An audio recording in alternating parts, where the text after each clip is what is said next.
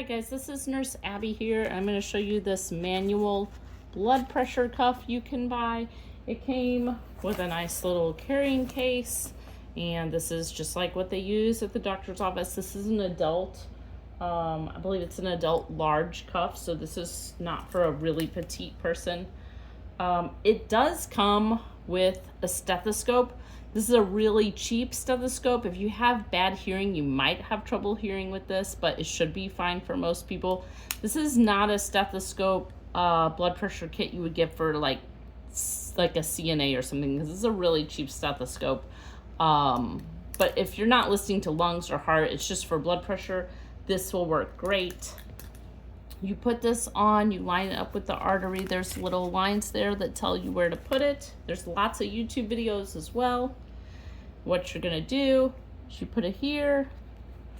You're gonna squeeze this. And you turn this to tighten or loosen it. Watch the numbers go up. And then you slowly release. And you listen for the person's heart rate. And when you first hear the heart rate, that's the top number.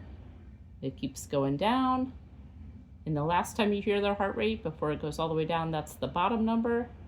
And then you let this off. So anyone can learn to take manual blood pressure as long as you have decent enough hearing, you know, to hear the heart rate in the person's artery. This may not seem as nice as the machines that read it for you, but it can be more accurate. So it's possible that someone would want you to get a manual reading. And this is nothing fancy, but it will do the job if you need to get a manual reading at home.